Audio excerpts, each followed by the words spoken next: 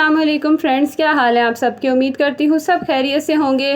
तो हमारे यहाँ तो आजकल ज़रा थोड़ी टेंशन ही चल रही है। मेरा जो सबसे छोटा बेटा है ना, उसकी बहुत ज़्यादा तबीयत ख़राब हो गई।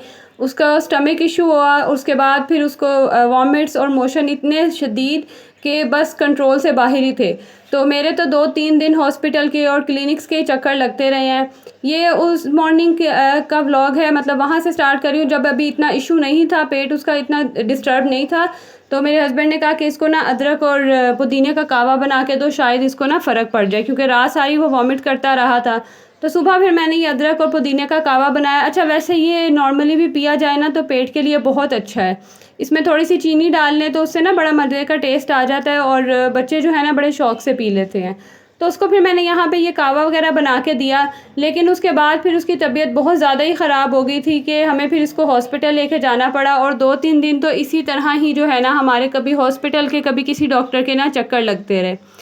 तो यहाँ पे फिर उसकी तबीयत ज़्यादा ख़राब हुई, तो फिर मैं यहाँ पे ना बैग पैक कर रही थी। मैंने कहा आपको पता है कि बाहर जाएँ, फिर बच्चों की अगर तबीयत वगैरह ख़राब हो तो फिर कपड़ों की, एक्स्ट्रा कपड़ों और पैम्पर वगैरह की ज़रूरत पड़ती है। तो फिर मैं यहाँ पे ना बैग रेडी कर रही थी। मैंने कहा ये ना हो कि वहाँ पे हमें अगर थोड़ा बहुत भी स्टे करना पड़े तो चीज़ें मेरे पास सारी अवेलेबल हो।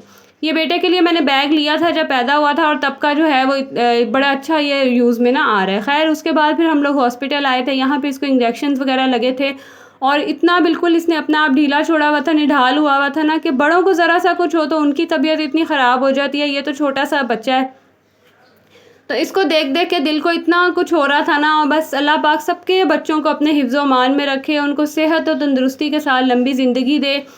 तो यहाँ पे फिर बेटे के लिए मैंने कहा चलें कुछ फ्रूट्स ले लेते हैं, और ये चेरी इतने शौक़ से खाता है, लेकिन इसने बिल्कुल हाथ ही नहीं लगाया, इसका दिल ही नहीं कर रहा था कि कुछ खाए भी ना। तो फिर मेरे हस्बैंड ने कहा कि खा नहीं रहा तो नहीं लेते, क्योंकि चेरी यही खाता है हमारे घर में, और कोई इतने शौक़ से नहीं खाता। तो फिर यहाँ पे मुझे क्रेव हुआ, मैंने कहा बाहर आए हैं, गर्मी इतनी है तो चले मिंट मार्गरीटा पी लेते हैं। वो फिर हम लोग लेने के लिए रुक गए थे, और गर्मी वाकई पिछले दिनों तो मौसम बहुत अच्छा रहा था, लेकिन अब फिर से गर्मी जो है उसने अपना आप दिखाना शुरू कर दिया है। तो अब देखें आगे गर्मी भी कितना अपना ज़ोर पकड़ती है। तो यहाँ पे ख़ैर फिर मैंने कहा चले ये पी लेते हैं, क्योंकि गर्मी, आपको पता है गर्मियों में इस तरह की चीज़ें बड़ी अच्छी लगती हैं। तो मुझे ना बड़े दिनों से क्रेव हो रहा था कि मैंने ना यहाँ से लेके आना है। वैसे घर में भी बनाया था, लेकिन आपको पता है कि बाहर की चीज़ों का टेस्ट ही कुछ अलग होता है। उसके बाद फिर घर आके बेटे को भी लेटाया, मेडिसिन वगैरह दी। मैंने कहा कुछ बेहतर हो जाए। तो सुबह नाश्ते के जो बर्तन पड़े हुए थे, मैंने कहा इनको जल्दी से मैं धो के रख लेती हूँ, किचन वगैरह क्लीन कर लेती हूँ, क्योंकि ये साफ़ हो जाएगा तो फिर टेंशन नहीं होगी। क्योंकि आपको पता है कि बच्चा एक बीमार हो, लेकिन माशाल्लाह पीछे फिर बाकी बच्चों की भी केयर करनी पड़ती है, देखना पड़ता है। तो बेटा मेरा काफ़ी दिनों से कह रहा था कि मम्मा निहारी बना दे। मैंने कहा चलो ये मैं ना रख देती हूँ, बना देती हूँ, ये सिर्फ फटाफट से बन जाती है, और आपको सिर्फ इसको बस भून वगैरह के ना तो फिर रखना ही होता है, बाकी पकना तो इसने खुद ही होता है। तो मैंने कहा ईज़ी है, ये बना लेती हूँ। यहाँ पे ना मैंने अनारदाने का जो है बेटे को ये बना के दिया था। अनारदाने का आपके क्या कहते हैं,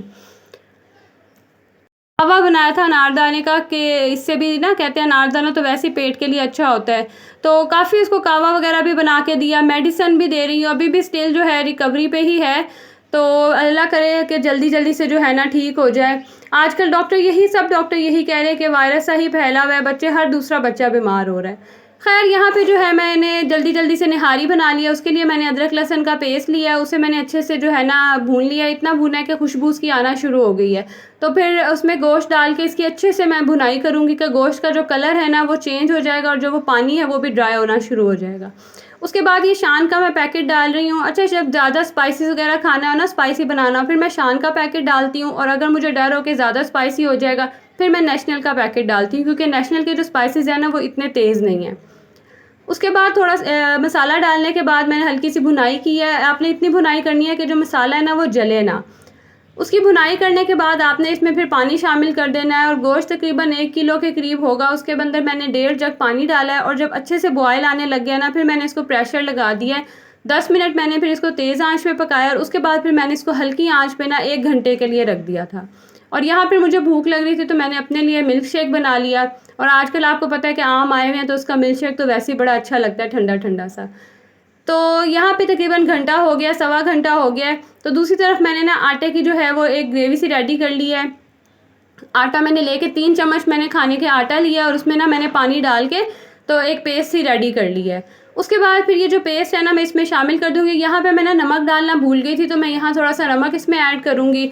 और उसके बाद फिर ये देखें इतना पानी जितना मुझे चाहिए उतना रह गया ना, तो इसमें जो मैंने आटे का पेस्ट बनाया हुआ है ना, वो मैं इसमें थोड़ा-थोड़ा करके शामिल करूँगी। क्योंकि थोड़ा-सा डालने के बाद इसको थोड़ी देर पकने देंगे उससे, क्योंकि फिर जब ये आटे का पेस्ट डलता है थोड़ा गाढ़ा होता है ना, तो उससे फिर आइडिया होता है कि निहारी जो है वो कितनी गाढ़ी हो गई है। तो अभी भी गाढ़ी नहीं थी, तो फिर मैंने मज़ीद इसमें ऐड करके इसको पकाया और तकरीबन ये मैंने सारा ही जो पेस्ट बनाया था ना 3 चम्मच आटे का, वो सारा इसमें मैंने शामिल कर दिया। उसके बाद फिर उसको हल्की आंच पे मैंने रख दिया कि आटा जो है वो अच्छे से बीच में पक जाए। और यहाँ पे ना दूसरी तरफ मैं तड़का रेडी कर लूँगी। सालन बिल्कुल रेडी है, तो यहाँ पे मैं प्याज़ों को ब्राउन करके इसका तड़का जो है हम फिर निहारी पे लगा देते हैं और बड़े मज़े की जो है ना निहारी रेडी हो जाती है। अच्छा, तड़का लगाने के बाद ना इसको 5-10 मिनट के लिए छोड़ दें तो बड़ा अच्छा इसका टेस्ट आता है। कुछ लोग तो एक्स्ट्रा ऑयल भी साथ रखते हैं, लेकिन मैं इतना ज़्यादा ऑयल नहीं पसंद करती, तो मैं ना फिर इसी में ही डाल देती हूँ ऑयल जितना खाना हो। तो यहाँ पे ये देखें जो तड़का है वो लग गया और इसको अब मैं कवर करके 10-15 मिनट के लिए रख दूँगी और मज़ेदार सी जो है ना वो निहारी बन के रेडी हो गई थी। और इतने मज़े की ये लगती है ना, मौसम भी कुछ बेहतर था तो चले खाई भी जाती है। और ये ना फिर नेक्स्ट डे का व्लॉग है। बेटे की तबीयत रात भी बहुत ज़्यादा ख़राब रही है, शाम को भी मैं डॉक्टर के पास गई, फिर ये नेक्स्ट डे दोबारा मैं डॉक्टर के पास गई और आप देख ही सकते हैं बिल्कुल छोटा सा जो है ना इसका मुँह हो गया था और इतना निढाल था कि बस इसी की टेंशन थी हमें, और इतना ज़्यादा ना मैंने फिर कुछ व्लॉग भी नहीं बनाया था। तो बस दुआ करिएगा कि जल्दी से जो है ना ये ठीक हो जाए और अल्लाह पाक सबके बच्चों को ना अपने हिफ्ज़ व अमान में रखें। और बस माँ बाप को ये ज़रा बच्चों को कुछ होना है ना तो माँ बाप को वैसे ही बहुत टेंशन हो जाती है।